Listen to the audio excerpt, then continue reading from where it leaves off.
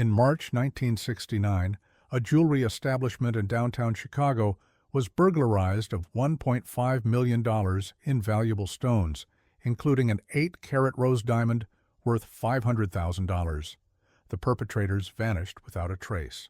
The authorities suspected an inside operation, but no arrests were made, and the case was closed the subsequent year. For decades, the stolen gemstone remained missing. In 2023, a routine stone scan at a Detroit pawn store triggered a match in an old insurance registry. After 54 years, the trail suddenly reappeared, and with it, long-concealed secrets. On the evening of March 14, 1969, just minutes before closing time, an elegant jewelry boutique on North Michigan Avenue in Chicago became the scene of one of the city's most audacious and professionally executed robberies. At approximately 5:50 p.m., two individuals entered the boutique, a man and a woman, both dressed in what appeared to be the official uniform of a courier company. The boutique, known for serving elite clientele, was unusually quiet that evening. Only two employees were present, the manager and an armed security officer stationed near the rear entrance. This minimal staffing was standard procedure for the final minutes before weekend closure. The woman presented a clipboard with shipping documents and what appeared to be official paperwork authorizing the pickup of select items for transport to an exclusive auction event scheduled in New York the following week. The documentation included the store's letterhead, falsified signatures, and itemized lists of high-value pieces, all consistent with previous legitimate shipments. While the manager examined the documents, the woman maintained his attention by confidently explaining the supposed urgency of the transfer. As this discussion continued, her partner moved deeper into the store under the pretense of preparing for packaging. Without warning, he produced a firearm and immediately took the security officer at gunpoint. Before we dive deeper, let us know in the comments where you're watching from. We'd love to hear from you. And don't forget to hit that subscribe button so you never miss any of our upcoming videos. Keeping the weapon trained on the officer, the man ordered both employees to remain calm and follow instructions. The threat was clear and immediate. Under the pressure of imminent violence, the manager was forced to open the boutique's secure storage room, which housed the most valuable jewelry pieces under lock and key. Inside the room, stored in padded metal cases and custom velvet-lined trays, were dozens of items: necklaces, rings, bracelets, and earrings encrusted with diamonds, emeralds, rubies, and sapphires. One particular piece stood out: a rare 8-carat rose diamond set in a platinum ring valued at approximately $500,000. This stone was not only extraordinary in clarity and hue, but also featured a microscopic crack that made it uniquely identifiable. The gem had been registered in insurance databases due to its exceptional characteristics and appraised value. It was the centerpiece of the boutique's collection. Under the watchful eye of the armed man, the manager loaded selected items, including the rose diamond, into the same container referenced in the falsified documents. The operation was precise and swift. The woman assisted by confirming item numbers aloud, cross-referencing the fake manifest. Within 11 minutes, the container was sealed, and the boutique's most valuable merchandise, totaling approximately $1.5 million, had been extracted. Before exiting, the perpetrators forced the manager and the officer into the boutique's back office, a secure administrative space typically used for inventory documentation and closing procedures. There, they ordered both men to remain silent and restrained them using metal shelf brackets and zip ties. The phone line in the room had been cut, rendering communication with the outside world impossible. The office had no windows to the street, only a locked door leading to the main floor. Once the employees were secured, the two imposters exited the boutique through the service corridor. This route led to a staff-only exit in the alley behind the building, commonly used for vendor deliveries and garbage removal. The street outside remained quiet. No pedestrians or drivers appeared to notice anything unusual. The entire operation had taken less than a quarter of an hour. Inside the office, the manager and the officer spent the next half hour working to free themselves. Using the corner of a filing cabinet, the manager eventually dislodged the bracket securing his wrist and then freed the officer, with the phone line severed and no internal means of communication available. They were forced to act together. They unlocked the door using a backup key hidden under a floor tile, a precaution known only to senior staff, and re-entered the main store. After confirming the thieves were gone and that no one had returned, the manager exited through the front door and ran to a neighboring store where he borrowed a phone and placed an urgent call to the Chicago Police Department. Officers arrived within minutes and secured the scene. An initial inspection confirmed the worst. The boutique's entire high-value collection had been stripped, including the rose diamond. Detectives from the city's Major Crimes Division launched an immediate investigation. Their first conclusion was inescapable. The robbery had been planned with insider-level knowledge. The thieves had known the boutique's closing schedule, the layout of the store, the location of the vault, and even the internal processes used for shipping. It was not a random hit, but a meticulously timed operation. Attention quickly turned to the small circle of employees with recent access to shipping records and vault codes. Over the following days, all boutique staff were questioned, including a delivery courier who had been fired just 3 weeks earlier after a dispute involving forged time cards. His alibi for the day of the heist was questionable, but physical evidence was lacking. The fragments of fingerprints recovered from the office and vault area were partial and inconclusive. Investigators combed pawn shops, auction houses, and international trading channels in search of the missing diamond, but it did not resurface. Insurance alerts were issued globally. Weeks turned to months, and no credible leads emerged. By early 1970, with no new evidence and no suspects formally charged, the case was marked inactive. The boutique had filed an insurance claim and received compensation. Public memory of the event faded quickly amid rising crime rates and shifting headlines. Yet somewhere, the rose diamond remained uncut, unlisted, and hidden from public view. It passed quietly into obscurity, untouched for decades. Its trail had gone cold, but its story was not over. In August 2023, inside a small storefront on the east side of Detroit, the routine pace of business was disrupted by a single object. A woman appearing to be in her late 70s entered the quick cash pawn store and approached the glass counter. She introduced herself as Gloria T. Dupree and removed a worn velvet pouch from her handbag. Inside was a gold ring set with a large rose gemstone. She calmly stated it was a family heirloom she wished to sell.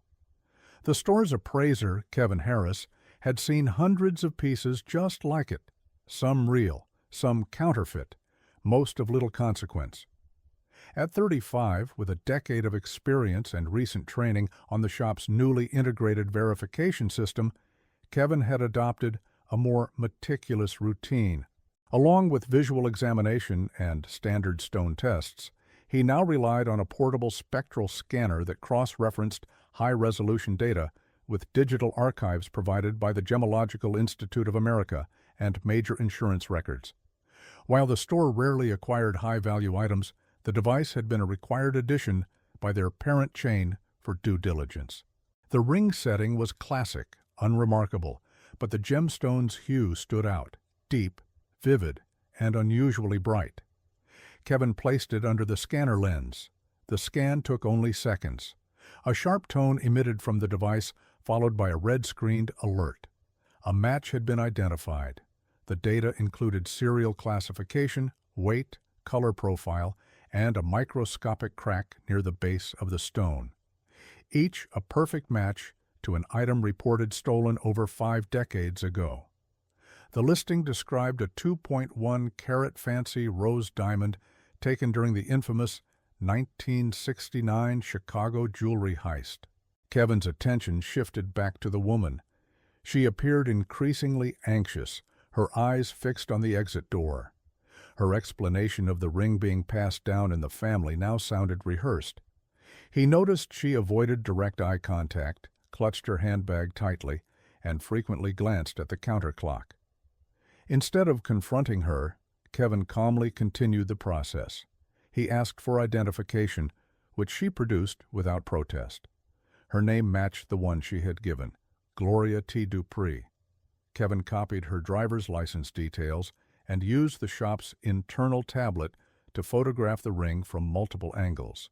He logged the transaction as pending verification, allowing him to delay payment under standard policy. When she asked whether the item would be accepted, Kevin told her it required advanced appraisal due to the stone's appearance. She nodded, left the ring behind, and exited the shop without further comment. Once the door shut behind her, Kevin locked the item in a secure back room. He saved the scanner results, screenshots, and identification images to the store's internal system, and then contacted law enforcement. Instead of dialing emergency dispatch, he reached out to the city's Property Crimes Division, where a specialized detective had previously visited to inform them of a cooperative program involving traceable assets. He described the result from the scanner and provided the corresponding case number, which linked directly to the historical record. The Chicago Police Department's archived database confirmed the diamond's origin, item number 1127, last seen in a robbery that resulted in the disappearance of over $1.5 million worth of jewels. The rose diamond had been among the most sought-after items ever stolen in the city, long assumed to be sold off internationally or recut to avoid detection.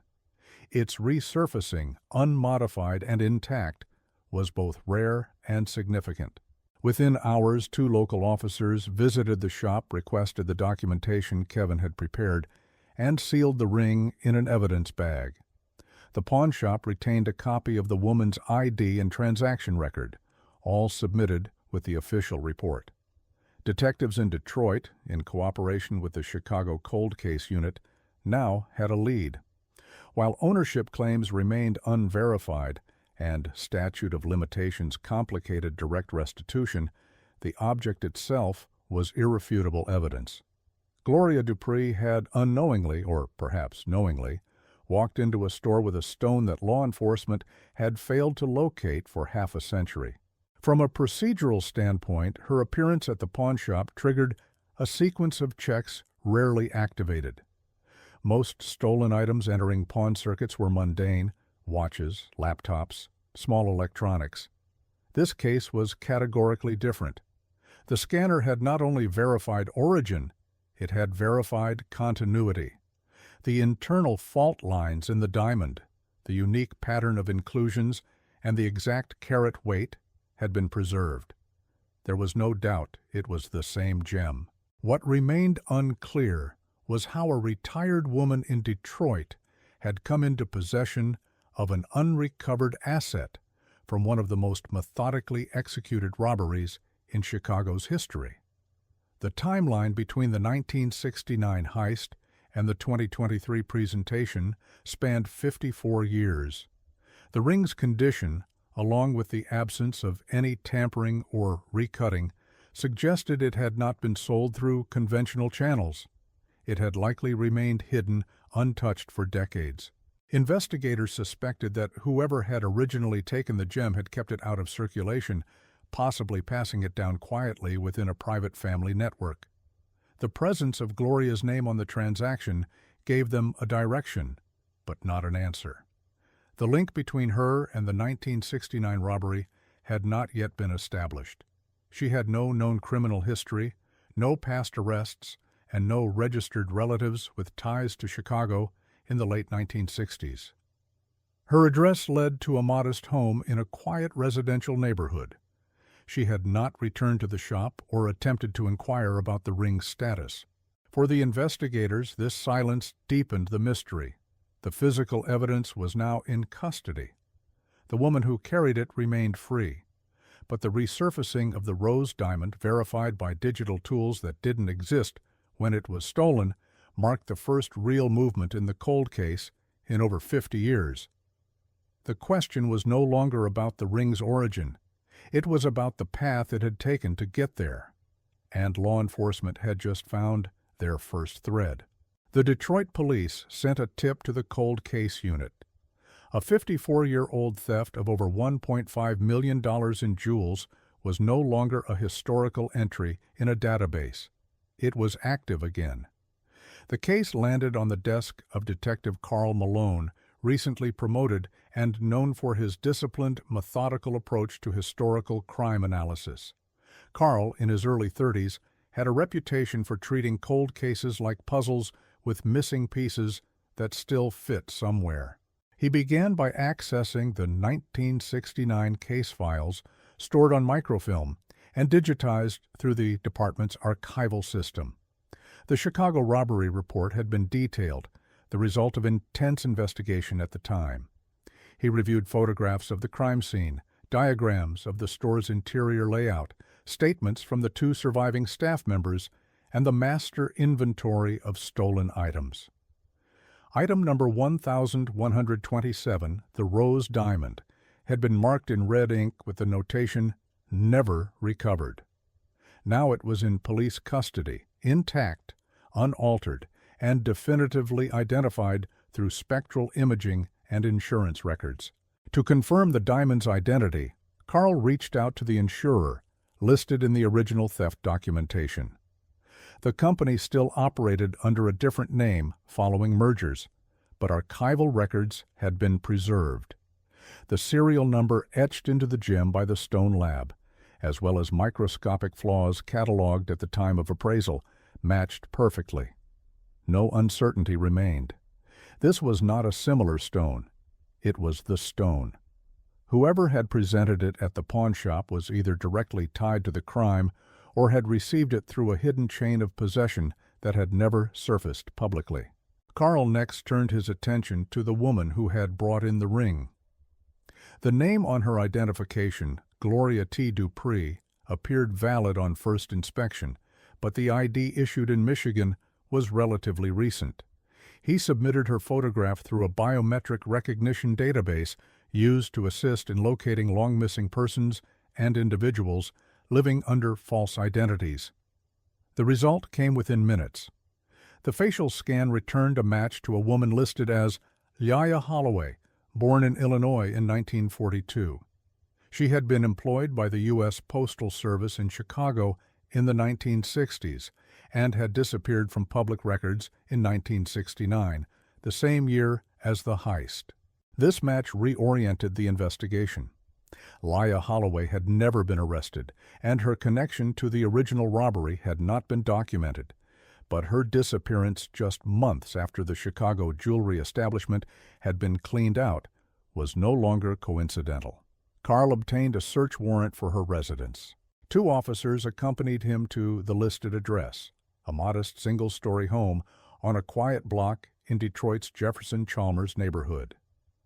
The property was unremarkable, tidy, dated, with no visible security system. Inside, the decor was consistent with a woman living alone on a fixed income. Prescription bottles lined the kitchen counter, most dated within the last 3 months. There was no cash, no weapons, no trace of luxury. Carl moved room to room, cataloging every item of interest. In the bedroom dresser, he found several small pieces of old jewelry, mostly costume grade. But the most valuable find was a thick envelope of letters bound with an elastic band and stored in the bottom drawer. One note, written in blue ink on aged paper, stood out. It was undated, but had clearly been folded and unfolded many times. The signature read, "Only E," and its tone was personal, urgent. One sentence had been underlined in pencil. "If things ever get tight, you know where our reserve is." Carl flagged the note for further analysis. The casual reference to a reserve suggested premeditation, possibly a plan for hiding stolen assets. But the signature E demanded identification. Back at the station, Carl reviewed records related to Lya Holloway's family. She had one known brother, Edwin Holloway, 2 years older, who had also vanished from official records in 1969. He had no recorded death certificate, no Social Security activity since that year, and no trace of employment after the fall of 1968.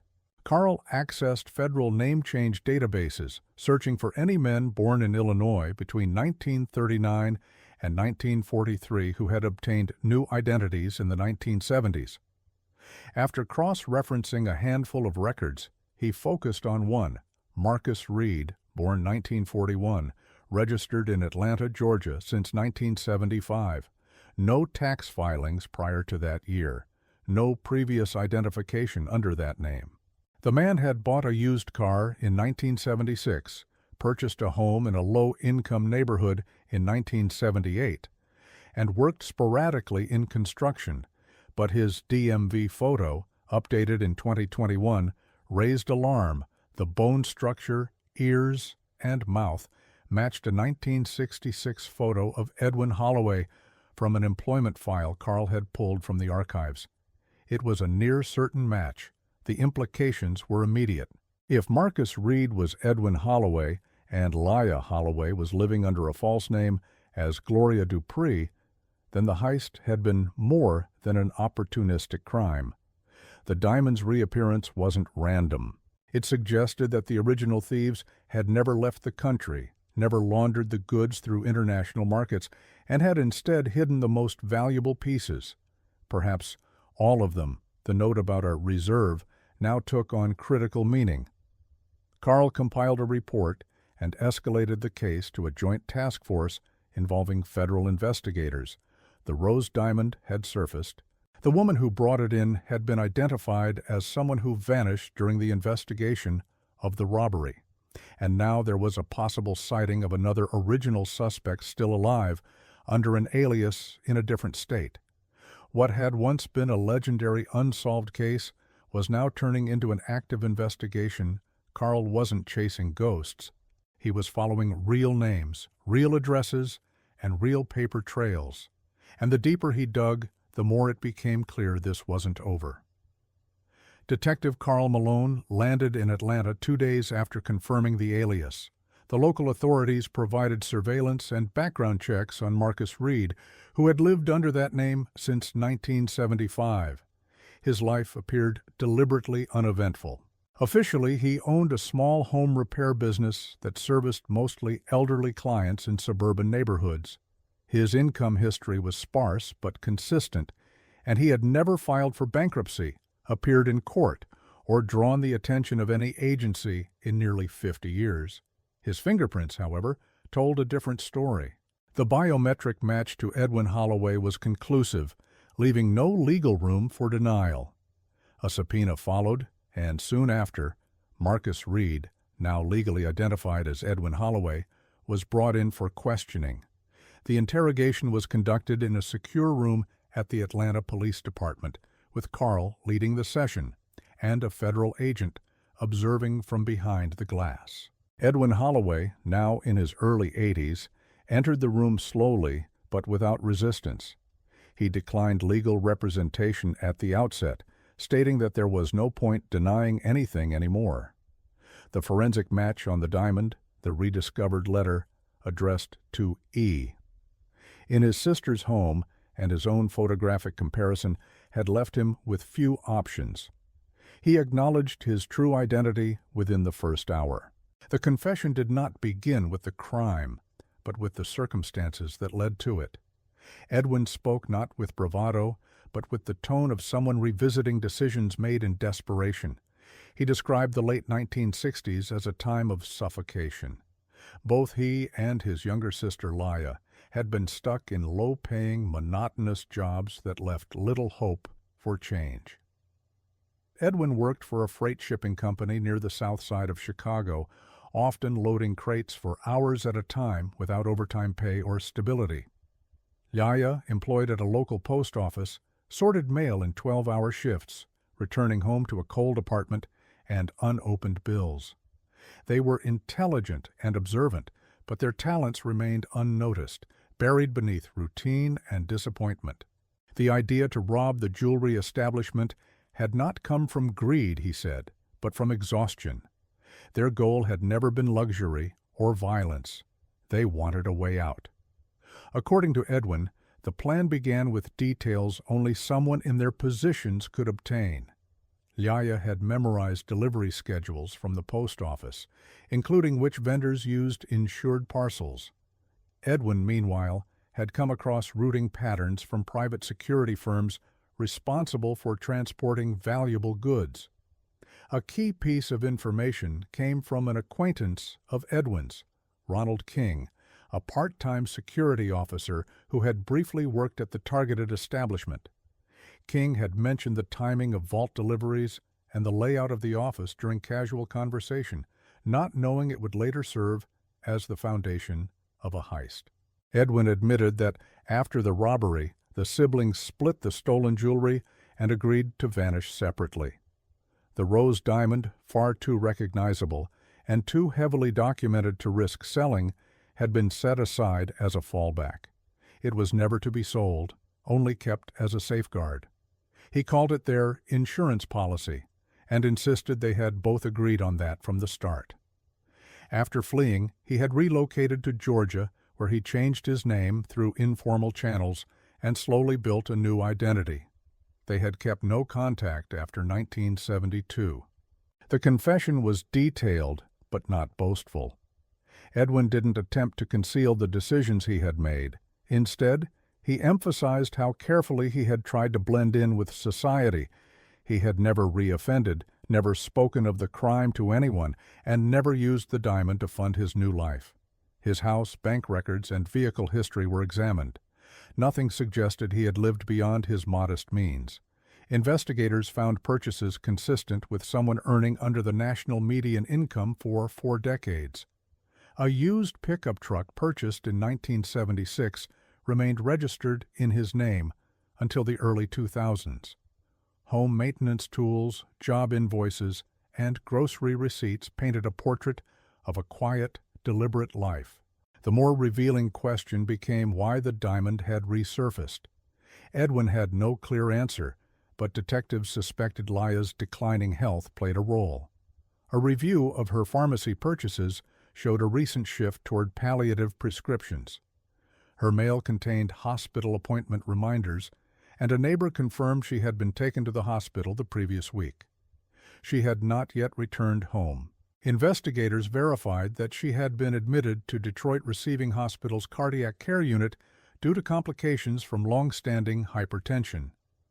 It appeared the decision to pawn the ring may have been prompted by either financial strain or a sense that she would not need it much longer. Given her hospitalization, no formal interview had taken place with Lya, only the earlier search of her residence. The letter signed by E remained a critical piece of evidence, as did her identification at the pawn establishment. Edwin's confession, although given voluntarily, was backed by decades-old data that further corroborated his account. He had no way of knowing that his sister still kept his letter or that the ring would surface at precisely the wrong moment. The timing, unintentional or not, reignited a case long thought to be buried. Carl compiled the transcript, annotated every financial verification, and cross-referenced names and locations from the original investigation. The 1969 heist had never been closed, only left dormant. Now, with one confession, one recovered item, and one surviving participant unable to testify due to medical condition, the case was preparing to move from investigation to legal proceedings. But more questions remained. The diamond was only one item. What happened to the rest? And if Edwin's version was true, then Ronald King, once just a name in the background, might not have disappeared as easily as everyone had assumed.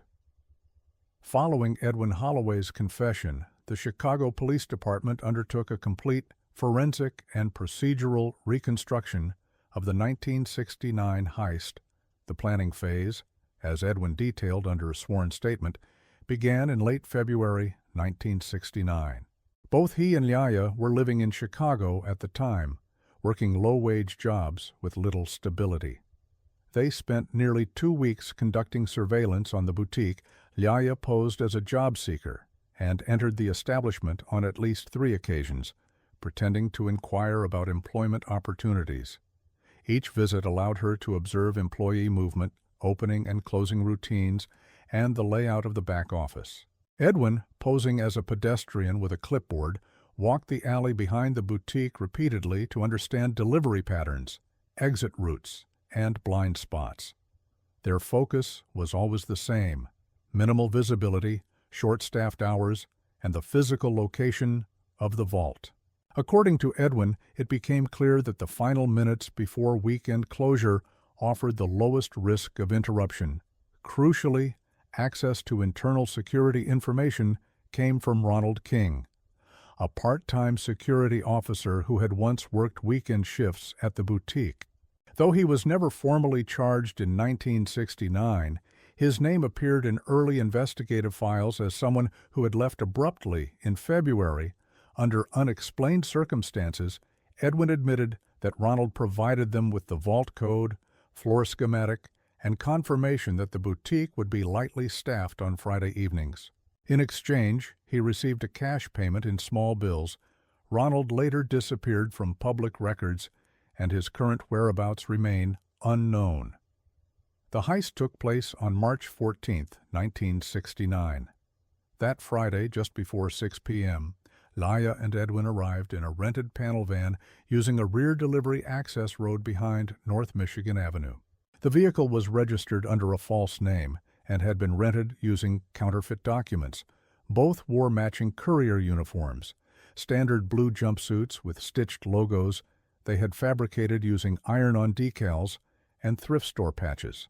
The paperwork they carried included forged boutique letterhead, a shipping manifest listing over 30 pieces of jewelry, and a falsified manager signature copied from a returned receipt. Laya entered first, approaching the manager with a clipboard, while Edwin followed minutes later, pretending to conduct packaging preparations.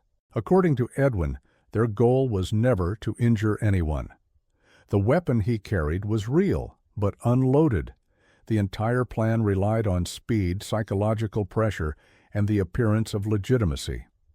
Once the manager was fully engaged with the shipping manifest, Edwin drew the revolver and directed the officer to move to the back office. The manager, stunned by the sudden escalation, complied with Edwin's demand to unlock the vault. Inside, as confirmed by original insurance records and Edwin's statement, were metal cases lined with soft padding containing the establishment's premium collection. Dozens of rings, necklaces, earrings, and brooches were sorted in velvet trays marked with item numbers. Among them was the rose diamond ring, the most valuable item in the boutique's inventory. The 8-carat stone had been stored in a standalone display box with internal cushioning and a coded label consistent with the manifest Laya carried the manager, believing the document to be legitimate until the moment of the robbery, handed over the exact items listed. Laya cross-checked item numbers as he loaded them into a reinforced transport case they had brought themselves. The actual transaction from vault opening to case sealing lasted under 7 minutes. After securing the goods, Edwin and Laya forced both employees into the administrative office and used shelf brackets and heavy-duty zip ties to restrain them. The establishment's internal phone line had already been severed. The office, shielded from outside visibility, provided them the necessary buffer to exit the building unseen. They left through the alleyway door and disappeared into traffic less than 15 minutes after entering. Police now confirmed that the abandoned van had been located the next day near an industrial storage yard on the south side. It had been wiped clean of fingerprints inside.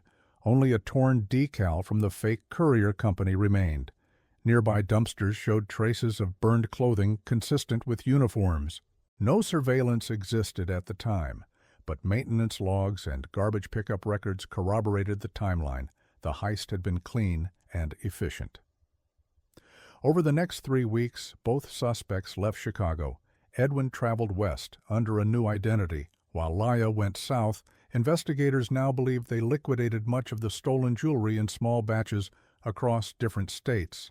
The items that lacked distinctive features were sold through pawn establishments and small dealers. Records recovered from state tax archives in Indiana and Missouri showed unusually large cash transactions involving vintage jewelry in the months following the heist. The total value recouped after fencing fees and dealer cuts was estimated at around $1 million. But the rose diamond had remained untouched. Lya, according to Edwin, had it reset into a different mount and stored it inside a vintage jewelry box hidden for decades. They had agreed never to sell it unless absolutely necessary. In Edwin's words, it was their silent insurance policy, too risky to move, but too valuable to ignore. And in 2023, as circumstances changed, the gem finally resurfaced. In early 2024, nearly 55 years after the rose diamond vanished from a Chicago boutique, justice finally caught up with those responsible. The recovered stone had triggered a full-scale legal review, reopening a case that had once been declared inactive. At the center of the proceedings stood two names long buried in silence: Lya Holloway and Edwin Holloway. Their roles in the 1969 heist were no longer speculative or circumstantial. Their own actions in the present had exposed a history they had spent a lifetime concealing. Lya was the first to face legal consequences. Her attempt to sell the rose diamond in Detroit had not only identified the stolen stone, but also constituted a new prosecutable offense. According to Michigan law, possession and attempted sale of stolen property are not shielded by the statute of limitations when the object in question remains unreturned and its ownership unresolved. Prosecutors argued that Lya had knowingly retained stolen property for decades, and her recent attempt to profit from it showed a continued criminal intent. Lya's physical condition played a significant role in sentencing. At 77, she suffered from an advanced heart condition that required daily medication and restricted her mobility. In court, she appeared physically diminished, her posture hunched, and movements labored. Though she did not offer a full confession, she acknowledged keeping the rose diamond hidden for decades and confirmed Edwin's role in the 1969 robbery. The court accepted her partial admission as sufficient grounds for conviction. The judge, weighing her age, declining health, and cooperation during the investigation, issued a lenient sentence. Lya was sentenced to 18 months of home confinement, during which she would be monitored electronically. She was also fined $10,000 payable in monthly installments. The court emphasized that while her punishment reflected humanitarian considerations, the severity of the crime itself was not forgotten. Her record would remain permanently marked. Edwin faced a much more severe outcome. Unlike Lya, he had evaded detection for decades under false identities, moved across state lines multiple times, and had failed to disclose his role in one of the most significant unsolved robberies in Chicago history. Although he eventually cooperated with authorities, prosecutors in Illinois argued that his crimes extended far beyond possession. Edwin had brandished a weapon during the original heist, impersonated a licensed courier, and obstructed justice by living under an assumed name. At 81, Edwin was formally charged in Cook County with armed robbery, forgery, and identity fraud. His case was tried in a state court in Chicago, where archival evidence, insurance records, and his signed confession were presented. Because Illinois law treats armed robbery as a Class X felony, the statute of limitations did not protect him. His attorneys requested leniency due to his age and declining memory, but the judge noted that Edwin had remained silent for over 5 decades, denying closure to the victims and benefiting financially from the crime. In February 2024, Edwin Holloway was sentenced to 6 years in state prison. He was transferred to a minimum security correctional facility equipped for elderly inmates. The sentencing drew national attention, with many commentators remarking on the unusual spectacle of an octogenarian facing prison for a crime committed before man had walked on the moon. But the court was unequivocal. Age did not erase accountability. The rose diamond itself, now appraised at $2.2 million, was returned to the insurance company that had paid out the 1969 claim. Under the terms of the original policy, ownership of the recovered item defaulted to the insurer. The stone was immediately placed under high-security custody and removed from public access.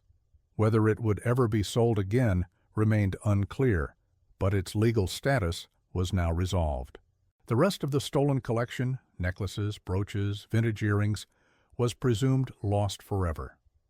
Edwin's testimony confirmed that many of the smaller pieces had been broken down, melted, or resold without documentation across state lines. Without unique identifiers or registered appraisals, they had slipped permanently into the anonymous underbelly of the jewelry market. The story became a media sensation. Local outlets in Detroit and Chicago ran investigative specials tracing the case from the 1969 robbery to the present-day sentencing. National broadcasters picked up the narrative, framing it as a parable of justice, delayed but not denied. Online, the story went viral. Viewers were captivated by the image of a dusty pawn establishment, triggering a legal avalanche decades in the making. Kevin Harris, the pawnbroker who had flagged the diamond, received formal recognition from the city of Detroit. The mayor's office issued a public letter of commendation, praising his attention to detail and commitment to legal compliance. The quick cash pawn establishment became an unlikely symbol of civic responsibility, and Harris was briefly profiled in several national news features. As part of the broader investigation, the Cold Case Unit in Chicago also reopened its inquiries into Ronald King, the former security officer, who, according to Edwin, had provided insider information that enabled the heist. For months, investigators searched public records, Social Security registries, and even obituaries. Eventually, confirmation arrived. Ronald King had died in 1998 under a different name. He had moved to Arizona in the late 1970s, changed his legal identity through marriage and a clerical loophole, and lived out the rest of his life working as a building superintendent. He was never charged. His role in the robbery remained a buried secret until Edwin's confession brought it to light. With both surviving perpetrators held accountable, the case was formally closed in July 2024. The files were updated to reflect the successful recovery of the primary stolen item, the sentencing of both suspects, and the death of the third conspirator. After 55 years, the Chicago Police Department finally marked the case as resolved.